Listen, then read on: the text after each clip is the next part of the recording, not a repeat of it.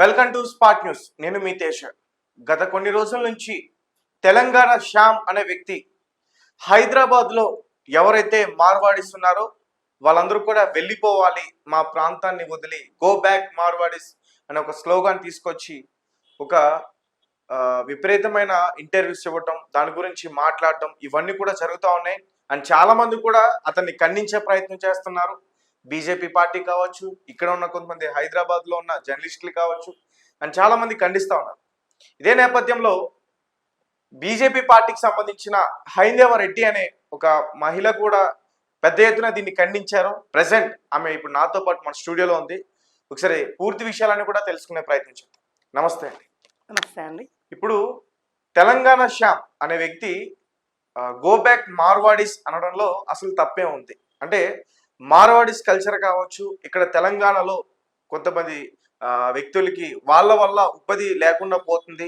And వాళ్ళ షాపుల్లో కూడా వాళ్ళ వ్యక్తులను మాత్రమే పెట్టుకుంటారు, కానీ ఇక్కడ యువకులను ఎవరు పెట్టుకోరు. ఇలా చాలా విషయాలన్నీ కూడా మాట్లాడుతూ ఉన్నారు. మీరేం చెప్తారు దానికి సంబంధించి? ముందుగా మీ ఛానల్ ప్రేక్షకులందరికీ కూడా జన్మాష్టమి శుభాకాంక్షలు. అదేవిధంగా అటల్ బిహారీ వాజ్పేయి గారి వర్ధంతి ఇవాళ. సో గుడ్ గవర్నెన్స్ డే అన్నమాట. కాబట్టి అందరికీ కూడా ఆ యొక్క శుభాకాంక్షలు తెలియజేస్తున్నాను. So why Marwadi go back ఎందుకోసం అని చెప్పేసి అని I don't know who is that person and what is the contest is. మనకు తెలియదు ముచ్చట మనకు తెలియదు యాక్చువల్ చెప్పాలంటే. కాకపోతే ఏంటంటే మార్వాడి గో బ్యాక్ అన్నది ఒక నినాదం తీసుకొచ్చిరు. ఎందుకు తీసుకొచ్చిరు అన్నది వాళ్ళకి అర్థం కావాలి. దానికి వెనకాల ఏముంది, అసలు ఎవరు నడిపిస్తున్నారు ఈ ఉద్యమాన్ని, ఇక్కడ ముందుండి ఈ పిల్లగాని ముందు పెట్టి నడిపిస్తున్నారా అనేది ఒక డౌట్ మాకు. ఎందుకంటే సహజంగా ఏ ఉద్యమాలు కానీ లేకపోతే ఏదైనా ఉన్నది అని అంటే దాని వెనకాల ఎవరో ఉంటారు, పెద్దోళ్ళు ఉండి వెనకాల తలకాయలు ఏవో ఉంటాయి, ముందర ఎవరినో పెట్టి నడిపిస్తారు అన్నది సహజంగా చూస్తూనే ఉంటాం. కానీ మరి ఇన్ని సంవత్సరాల నుంచి లేదు. 10 ఏళ్ళు అయిన తెలంగాణ సాధించుకున్నాం, 12 ఏళ్ళు అవుతుంది తెలంగాణ సాధించుకొని కూడా. మరి ఆ రోజు నుంచి ఇవాళ వరకు లేని లొల్లి ఇవాళ ఎందుకు మీరు స్టార్ట్ చేస్తున్నారు? వై అని చెప్పేసి నేను కూడా క్వశ్చన్ చేస్తున్నాను. ఇక్కడ నేను చేసిన ప్రశ్న మీ దగ్గర ఎందుకోసం అని అంటే వాళ్ళ జీవన విధానం అన్నది కంప్లీట్ డిఫరెంట్. వాళ్ళు ఎప్పుడో వచ్చిరు ఇక్కడికి, తెలంగాణకి ఎప్పుడో వచ్చిరు, నిజాంల కాలంలోనో ఎప్పుడో వచ్చిరు. వాళ్ళు వచ్చిరు, ఇక్కడ స్థిరపడ్డారు, వాళ్ళ కుటుంబాల వ్యాపారాలు చేసుకుంటున్నారు. అది కంటిన్యూ అవుతా ఉంది అట్లనే. వాళ్ళు కూడా తెలంగాణలో ఒక భాగం అయిపోయారు. ఉమ్మడి ఆంధ్రప్రదేశ్లో ఉన్నప్పుడు కాదు మనం నిజాం అంటే. మన ఇక్కడ ఎప్పుడైతే సర్దార్ వల్లభాయ్ పటేల్ గారు వచ్చి ఆపరేషన్ పోలో చేసి మన హైదరాబాద్ సంస్థానానికి విముక్తి కలిగించిండో అంతకంటే ముందు నుంచి ఉన్నారు ఇక్కడ మార్వాడీలు. మరి ఇవాళ కొత్తగా వాళ్ళని గో బ్యాక్ అని చెప్పేసి అనడానికి వీళ్ళెవరు? మనం అప్పుడు పుట్టడం అవ్వట్లే కదా, మన తాతలప్పుడు వచ్చినటువంటి తరాలు వాళ్ళు. ఆ తరాలు అట్లనే కొనసాగుతూ ఇక్కడ మార్వాడీలుగా వ్యాపారాలు చేసుకుంటున్నారు వాళ్ళు. తర్వాత మనతో పాటే కలిసి అన్ని పండగలు చేసుకుంటున్నారు కదా. కాబట్టి ఏంటంటే మార్వాడి గో బ్యాక్ అన్నది అటర్ ఫ్లాప్. అసలు first of all utter non sense. అసలు ఈ నాన్ సెన్స్ అంతా కూడా మనం పట్టించుకునే అవసరంలో లేదు. కానీ ఒక ప్రాంతీయవాదాన్ని రెచ్చగొట్టడానికో లేకపోతే ప్రాంతీయవాదంతో పబ్బం గడుపుకునేటటువంటి వ్యక్తులు ఎవరైతే ఉన్నారో వాళ్ళకందరికీ మేము ఖచ్చితంగా హెచ్చరిస్తాం, 100% హెచ్చరిస్తాం. ఎందుకంటే మనం ఉన్నది 79వ స్వతంత్ర దినోత్సవం చేసుకున్నాం నిన్న. మరి అలాంటప్పుడు ఇవాళ భారతదేశం అంతా కూడా కలిసి ఉండాలి అని చెప్పేసి అని ఒకవైపు మనము విశ్వగురు స్థానానికి మనం పోవాలనుకుంటున్నాము. పక్కలో ఉన్నటువంటి దేశాలను ఏవైతే మన పక్కల నుంచి విడిపోయినాయో ఆ దేశాలను కలుపుకొని మనం అంతా కూడా మంచిగా ఉండాలి, భారతదేశాన్ని అఖండ భారత్గా మనం తీర్చిదిద్దాలి. అందులో కూడా మనమందరం కూడా ఒకటే, భారతీయులం ఒకటే, ముందు నేషన్ ఫస్ట్, తర్వాతనే సెల్ఫ్ లాస్ట్ అని మేము అనుకుంటాం. కాబట్టి ఆ సిద్ధాంతాన్ని నమ్మే వ్యక్తిని కాబట్టి నేను ఇవాళ ఖచ్చితంగా ఈ యొక్క నినాదాన్ని వ్యతిరేకిస్తాను. అదే విధంగా ఇక్కడ ఉన్నటువంటి స్థానికంగా ఉన్నటువంటి వ్యాపారుల విషయం మీరు ఏం చేయాలా? మార్వాడీలని కాదు, తెలంగాణలో మన వాళ్ళకందరికీ కూడా వ్యాపారాలు దొరుకుతలేవు. మన వాళ్ళే అసలు అక్కడ మనకు పనిచేసే పని చేయించుకోవడం లేదు మనల్ని. అంటే మనం ఎందుకు బానిసలుగా వాళ్ళ కింద బతకాలి? తెలంగాణ మనకి ఆత్మగౌరవం లేదా? నీకు తెలంగాణవి కాదా? నువ్వు ఆత్మగౌరవం లేదా? పనికి తిమ్మిరాజు అంటే మనల్ని ఏమనుకోవాలి? తిండికి తిమ్మరాజు, పనికి పోతురాజు అనుకోవాలన్నా? మరి మనము కష్టపడి తెలంగాణ సాధించుకున్నాం కదా, మరి ఆ తెలంగాణలో ఏం చేయాలి ఇవాళ మనం? వాళ్ళు వచ్చి ఇక్కడ నాన్ లోకల్స్ ఇక్కడ పనిచేస్తున్నారు అన్నప్పుడు చిన్న గీత కింద పెద్ద గీత గీయాలి మనం. అంటే ఏం చేయాలి? మనం వ్యాపారాలు వాళ్ళకి ధీటుగా మనం స్టార్ట్ చేయాలి. అంతే తప్ప మార్వాడి గో బ్యాక్ అని చెప్పేసి ఇవ్వాలంటారు. అంతకుముందుకేమో కోమటోళ్ళు సామాజిక స్మగ్లర్లు చెప్పేసి మాట్లాడిర్రు. ఇవాళ కోమటోళ్లకు ఇక్కడ వ్యాపారాలు చేసుకోనికి ఇబ్బంది అవుతుంది అని చెప్పేసి మాట్లాడతారు. మళ్ళీ ఇదే వర్గం అనమాట. 2 రకాలుగా వీళ్ళే మాట్లాడతారు, కానీ మేము ఏం మాట్లాడద్దు, నోరు మూసుకొని మేము కూర్చోవాలి. ఎందుకు కూర్చుంటే మన తెలంగాణలో ఉన్నవాళ్ళం ఇట్లా అనవసరంగా అన్నెసెసరీగా మీరు ఇప్పుడు ఉన్నటువంటి ప్రశాంతంగా ఉన్న తెలంగాణలో వాతావరణం మీకు నచ్చుతలేదు. తెలంగాణలో ఉన్నటువంటి గవర్నమెంట్ ఏదైతే ఉందో అది పట్టించుకుంటలేదు. కాబట్టి మీ ఇష్టరాజ్యం అయిపోయింది ఇక్కడ. అంటే పట్టించుకునే ఎవరు లేరని చెప్పేసి మీ ఉద్దేశం. తెలంగాణ కోసం మేము కొట్లాడినాం. తెలంగాణ తెచ్చింది ఇచ్చింది ఏ పార్టీలో ఒకసారి చరిత్ర చూస్తే తెలుస్తుంది మరి మీకు అందరికి. ఇప్పుడు మేము తెలంగాణ మీ పేర్ల ముందు తెలంగాణ వాదులు కాదు. ఎప్పుడైనా కూడా తెలంగాణ కోసం కొట్లాడి ప్రాణార్పణ చేసినటువంటి వాళ్ళు ఎంతమంది ఉన్నారు? వాళ్ళందరినీ గుర్తు చేసుకుంటున్నాం మీరు ఇవాళ.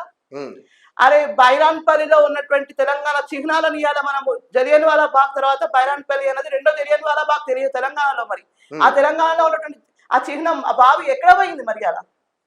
మన కల్చర్ గురించి నువ్వు మాట్లాడుతున్నావు కదా, తొవ్వి తీస్తారా మరి ఇవాళ? తీయండి మరి ఇవాళ. ఆ బావి ఏదైతే అంతమంది అమరవీరులు అందరూ దుంకి చచ్చిపోయారు కదా.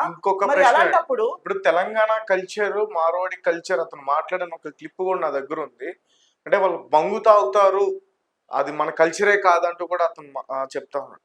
మరి తెలంగాణలో బోనాలు కావచ్చు, ఇంకా ఇతర వేరే పండుగలు కావచ్చు, చాలా అద్భుతంగా జరుపుకుంటారు. నైవేద్యం చాలా అద్భుతంగా పెడతారు. సరదాగా ఫ్యామిలీతో కలిసి కళ్ళు కూడా సేవిస్తూ ఉంటారు. మరి ఇప్పుడు వాళ్ళని ఆ రకంగా విమర్శించడం కరెక్ట్ అంటారా? ఒక్కరి సాంప్రదాయాన్ని ఇంకొకరు విమర్శించాల్సినటువంటి అవసరం లేదు. ఒకరి పండుగల విషయంలో వీళ్ళకి పట్టించుకోవాల్సినటువంటి అవసరం లేదు. మొన్నటి వరకు మొన్న పాత బస్సులో మనం బోనాలు చేసుకున్నాం, రేపు బతుకమ్మ చేసుకోబోతున్నాము. ఆ తర్వాత మళ్ళా మనం ఇంకా దీపావళి చేసుకుంటాం, సంక్రాంతి చేసుకుంటాం. మరి ఎవరు ఏమనలేదా? మరి ఏం మార్వాడి వచ్చి నా కల్చర్ కాదని ఇలా ఎందుకు చేసుకుంటున్నాం అని చెప్పేసి మా ఇంటికి వెళ్ళి పో ముందుకు అని చెప్పేసి దొబ్బేలేదు కదా ఎవరు కూడా. అలాంటప్పుడు మనం తెలంగాణ వాళ్ళము, మనకు ఎంత ఓపిక ఉండాలి? అరే ఉద్యమం చేసి సాధించుకున్నాం అయ్యా, 40-60 సంవత్సరాల ఉద్యమం ఇది. ఇవాళ 10 ఏళ్ళకే అలసిపోయారా మీరు? అప్పుడే స్వరాష్ట్రం సాధించుకొని 10 ఏళ్ళు కాలేదు, అప్పుడే అలసిపోయి ఆహాకారాలు చేస్తున్నారేంటి మరి? 60 సంవత్సరాలు పోరాడినాం అని చెప్పేసి అనుకుంటున్న వాళ్ళు మరి కనీసం ఈ 60 ఏళ్లలో మన తెలంగాణ అభివృద్ధి చేసుకుందామని చెప్పేసి అనుకోవచ్చు కదా. మరి ఎందుకు అనుకోవట్లేదు మీరు? అసలుకి అభివృద్ధి పేరు పైన మీరు చేస్తున్నది ప్రాంతీయ విద్వేషం. ఆ విద్వేషానికి నేను వ్యతిరేకం పక్క. నాకు భారతీయులందరూ నా దృష్టిలో సమానం. భారతదేశం నా మాతృభూమి, భారతీయులందరూ నా సహోదరులు, నేను నా దేశాన్ని ప్రేమిస్తున్నానని చెప్పేసి చిన్నప్పుడు మనం ప్రతిజ్ఞ చేసినాం. ఆ ప్రతిజ్ఞ ఇవాళ ఎడిపోయింది.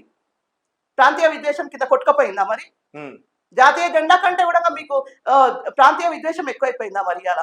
అంటే ఇలానే ఉంచేస్తే తెలంగాణలో మార్వాడిస్ ని ఫ్యూచర్ లో మొత్తం కూడా బిజినెస్లన్నీ కూడా వాళ్ళే ఉంటే మనందరం కూడా వెనకబడిపోతాం అంటూ కూడా చెప్తున్నాడు. అది కూడా వాస్తవం. ఫనీ పార్ట్ ఏంటంటే ఇవాళ మన దేశంలోకి మల్టీ లెవెల్ కంపెనీస్ వచ్చినాయి. ఇవాళ ఇంట్లో కూర్చొని స్విగ్గీ జొమాటోలో మనం ఆర్డర్లు చేసుకుంటున్నాం. మరి అవన్నీ కూడా ఉన్నటువంటి లోకల్ వ్యాపారులకు అందరికీ నష్టం కాదా మరి?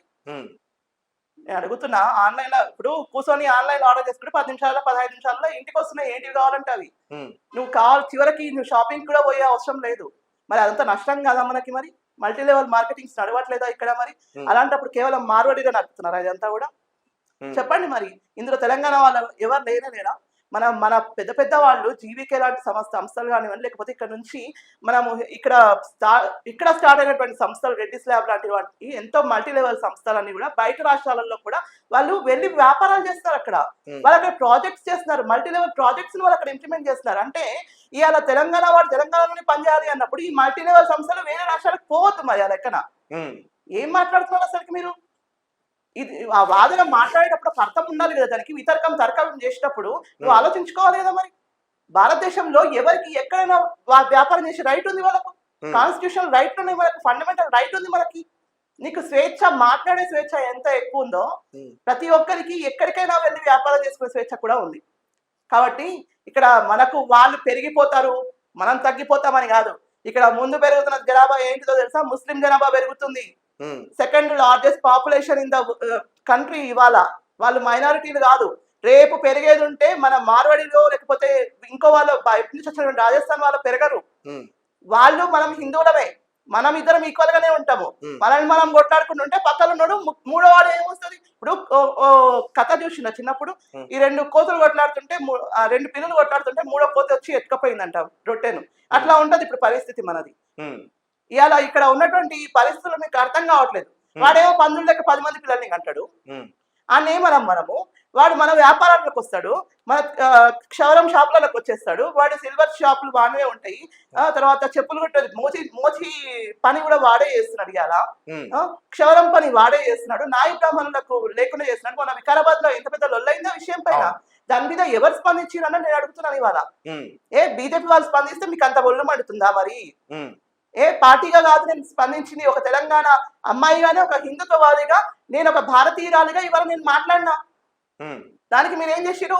మా పార్టీని అంటగట్టిరు. సంతోషం, ఇబ్బంది ఏం లేదు. కానీ వాస్తవాన్ని మీరు అంగీకరించకపోతే మాత్రం నష్టపోయేది మీరు.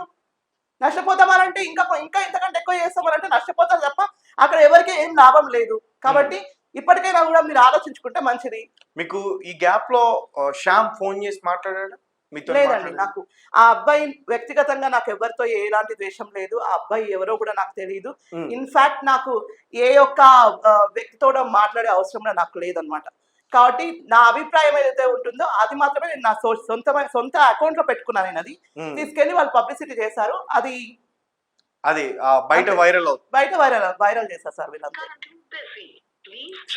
మాట్లాడదాం. మీరు డైల్ చేస్తున్న నంబర్ ప్రస్తుతం బిజీగా.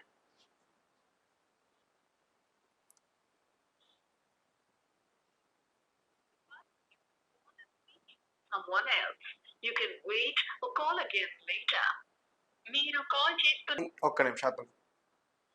హలో తేజ, చెప్దాం నువ్వు. అన్న నమస్తే అన్న, శ్యామ్ అన్న. నమస్తే తేజ అన్న. రైట్, అదే అన్న మొన్న మీరు మాట్లాడిన తర్వాత తేజ అంటే నేను ఇంకో మా తమ్ముడు అనుకుంటున్నా. సారీ, చెప్పండి అన్న. నాతోని ఇప్పుడు ఇంటర్వ్యూలో బీజేపీ పార్టీ లీడర్ హైందేవి గారు ఉన్నారు. ఒకసారి ఆమె ఒక విషయం అడగాలనుకుంటున్నారు. ఒకసారి దానికి మీరు ఏదైనా సమాధానం చెప్పే ప్రయత్నం చేస్తారా? చెప్పండి. అదే మీ యొక్క అంతిమ లక్ష్యం ఏంటి ఇంతకు అని చెప్పేసి, ఈ ఉద్యమానికి అంతిమ లక్ష్యం ఏంటి ఇంతకు మీది? మేడం మీ వాయిస్ క్లారిటీ లేదు మేడం, వినిపించట్లేదు. మీ అంతిమ లక్ష్యం ఏంటి శ్యామ్ గారు అని చెప్పేసి అడుగుతున్నారా?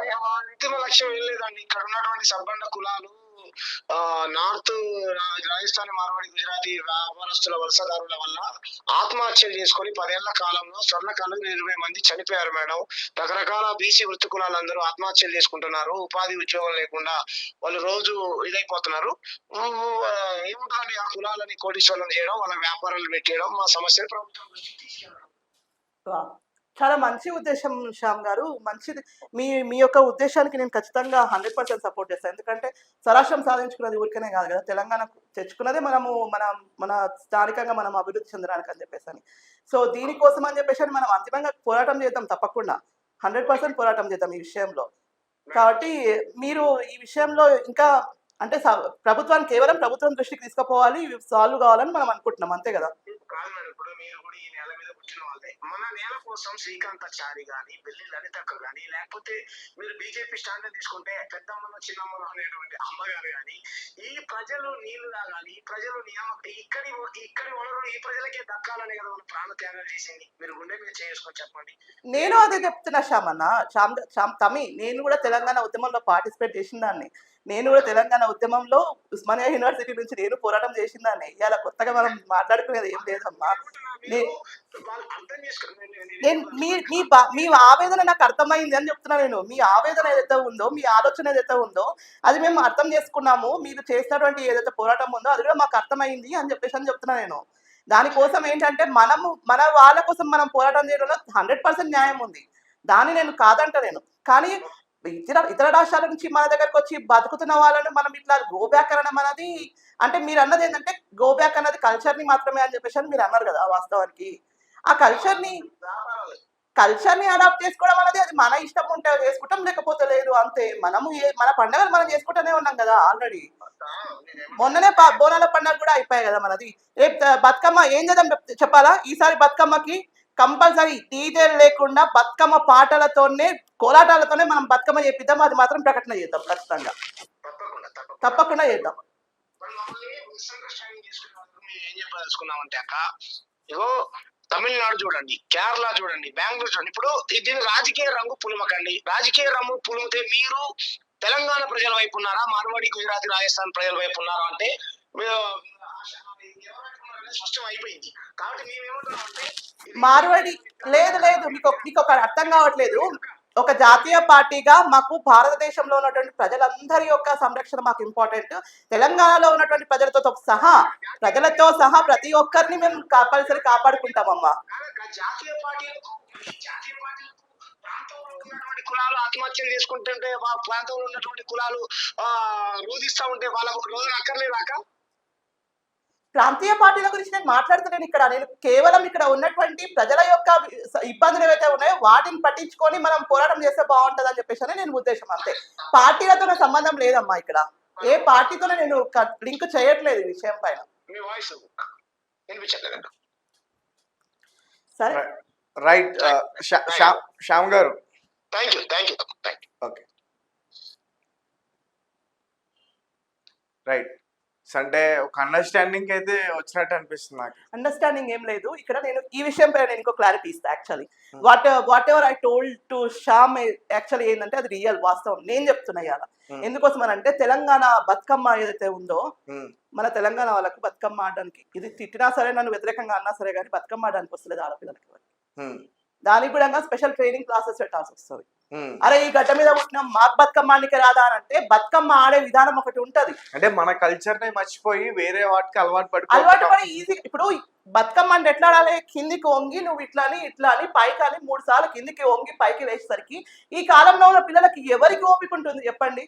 అందుకని ఈజీగా ఉండదని దాండియాతో కొట్టుకుంటుండ్రు ఇట్లా అయిపోయి అదే బతుకమ్మ, అదే దాండియా, అదే గర్భ అన్ని చేసేసుకుంటున్నారు. అది ఈవెంట్స్ పెడుతున్నారు వాటి పైన. మరి దాండియా అనేది కూడా మార్వాడికి సంబంధం. అవును, నేను అదే చెప్తున్నాను. కల్చర్ అన్నది ఎప్పుడైనా కూడా తెలంగాణలో బతుకమ్మ అన్నదానికి మనం ఎంత గౌరవం ఇస్తామో ఆ బతుకమ్మకి నేను 100% తెలంగాణలో పుట్టిన ఆడబిడ్డగా నాకు బతుకమ్మ వస్తుంది. నాకు 2 రకాల బతుకమ్మలు వస్తాయి. ఆడనికి వస్తుంది. ఒకటేమో మా పాలమూరు జిల్లా బతుకమ్మ వస్తుంది, ఇంకోటేమో పట్నం బతుకమ్మ ఆడనికి వస్తుంది. పట్నంలో బతుకమ్మ ఎట్లా ఆడుతుంది సార్? గొలుసు కట్టు వాళ్ళదంతా సగం ఎయిర్ సర్కిల్ ఉంటుంది మనదంతా. కిందికి ఇట్లా మనం మోచేతులు ఆనుకొని ఇట్లా కొట్టుకుంటే గంట సేపు అయినా 2 గంటలైనా అవే పాటలు పాడతాం, అవే బతుకమ్మలు ఆడతాం. దాండియా ఆడం ఎప్పుడైనా కూడా. ఈ దాండియాను కల్చర్ ఏదైతే ఉందో అది మనమే అడాప్ట్ చేసుకున్నాం. వాళ్ళు ఎవరు తెచ్చిపెట్టలేదు మనకి ఇక్కడ. వాళ్ళు ఎందుకు తీసుకొచ్చి వాళ్ళు బలవంతంగా మీరు చెయ్యాలి అని మన పైన రుద్దలేదు. మనం సరదా కోసం మనం చేస్తాం, అది తప్పేం కాదు. మన సౌలభ్యం కోసము మనం చేస్తున్నటువంటి వాటికి మనమే ఉల్టా మనం మాట్లాడుకుంటూ వాళ్ళ మీద తోయడం అనేది పద్ధతి కాదు. అంటే ఈ రోజు స్థలం ఇచ్చింది మీరే, కట్టుకోమంది మీరే, దాని తర్వాత కూల్ చేస్తామంటే ఎలాగా? ఇట్లనే ఉంది మరి. ఇప్పుడు ఉల్టా మార్వాడీస్ వచ్చినప్పుడు రమ్మంది మీరే, ఇప్పుడు బిజినెస్ పెట్టండి అనేది మనమే. ఇప్పుడేమో మీరు పోండి అంటే ఎట్లా? ఇది మాది, మా ఏరియా వెళ్ళిపోండి. అది కరెక్ట్ కాదు, పద్ధతి కాదు. వాస్తవానికి నువ్వు ఉన్న వాళ్ళందరినీ కూడా నువ్వు కల్చర్ వాళ్ళకి నేర్పు, మన కల్చర్ ని నేర్పు వాళ్ళకి. తెలంగాణ కల్చర్ ని మనం నేర్పియాలి కదా వాళ్ళకి. ఏం నేర్పిస్తున్నాం మనం ఏమి ఇస్తున్నాం అనేది ఇంపార్టెంట్. దేశానికి ఏమి ఇస్తే ఈ మన రుణం తీరుతుంది అసలుకి. ఈ దేశంలో పుట్టడం అనేది చాలా గొప్ప విషయం అండి. ఇంత పెద్ద భరత భూమి, పుణ్యభూమి, దేవతలు పుట్టినటువంటి భూమిలో పుట్టిన మనం ఇవాళ జాతుల కోసం కొట్లాడుకుంటున్నాం. ఏంది దేనికోసం అసలుకి? ఇది ఎక్కడి వరకు దారి తీయాలి ఈ విషయం? ఫైనల్ గా మీరు ఒక విషయం చెప్పండి. గో బ్యాక్ మార్వాడీస్ అనే దానికి మీరు ఏం చెప్తారు?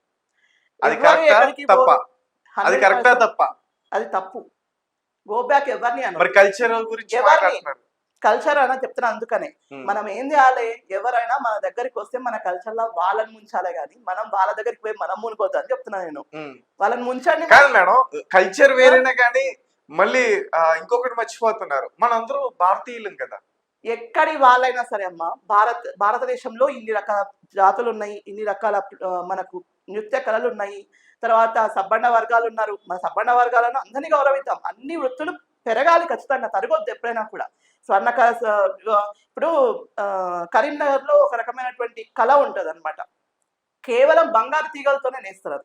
ఆ కళ ఇంకెవరికి రాదు కదా. మరి ఆ కళను నువ్వు వేరే వాళ్ళకి నేర్పిస్తేనే కదా వచ్చేది. కాబట్టి మనం ఏం చేయాలి? దాన్ని 10 మందికి ఎప్పుడైనా కూడా విద్య 10 మందికి మనం ఇస్తేనే కదా అది మనకు వచ్చేది, అందరికీ చేరుతుంది కదా. అలాగే మన కల్చర్ ని కూడా 10 మందికి పంచితేనే కదా మన కల్చర్ పెరిగేది. మరి నువ్వు అదే వదిలిపెట్టేసి నువ్వు వీళ్ళని గో బ్యాక్ అని ఎందుకు మాట్లాడుతున్నావు అసలు? అంటే ముందు మనాలకు బుద్ధి చెప్పాలంటారు. ఎగ్జాక్ట్లీ, నేను అదే మన వాళ్ళకు సోయి ఉండాలి కదా. మన ఇంటికి ఎవడో వచ్చిండు, మన ఇల్లు ఆక్యుపై చేసుకుంటున్నాడు అంటే నువ్వు ఇంతకెందుకు రానిచ్చినావు? ఫస్ట్ రానిచ్చినావు, అయిపోయింది. ఇంట్లోకి వచ్చిండు, నువ్వు మర్యాద చేసినావు, మంచిగానే ఉంది, ఉండండి ఎన్ని రోజులైనా సరే మీ ఇంట్లో మంచిగానే ఉంటుంది, మా ఇంట్లో మేము ఉంచుకుంటామని చెప్పేసి అని అంటున్నావు నువ్వు. అలాంటప్పుడు నువ్వేం చేయాలి, మెల్లమెల్లగా వాడిని మన ఇంట్లోకి తీసుకురావాలి, మన కుటుంబ సభ్యుని చేసుకోవాలి మనం మంచిగా. వాడిని అదే కాదులైనా మనం ఇక్కడ ఉంటున్నాం కాబట్టి ఇట్లనే ఉండాలని చెప్పేసి అని చెప్పు. వాని కల్చర్ని మనం అంటే వాళ్ళ కల్చర్ మనం అడాప్ట్ చేసుకున్నాము, మన కల్చర్ని వాళ్ళు అడాప్ట్ చేసుకుంటారు. కానీ ఇద్దరు కూడా ఏంది రెండు ఆపోజిట్ డైరెక్షన్ లో పోయే రకంగా పోతే మాత్రం ఎప్పుడు ఎక్కడైనా సరే ఇది కరెక్ట్ కాదు, పద్ధతి కాదు. కాబట్టి మనం అందరం అల్టిమేట్ గా ఏంటంటే మనం అందరం భారతీయులం, మనది భారతదేశం, ఈ దేశాన్ని ఎట్లా అభివృద్ధి చేసుకోవాలి అన్నది మనం ఆలోచించాలి అన్నది నా ఉద్దేశం. ఈ విషయమే మనకు ప్రధాని మోదీ గారు కూడా చెప్తారు కాబట్టి అదే విషయం వాజ్పేయి గారు కూడా చెప్పారు, సర్కారే ఆయేంగే జాయేంగే बदले मौसम बदलेगा लेकिन हमारा जो भारतीयता है वो कभी नहीं बदलना चाहिए.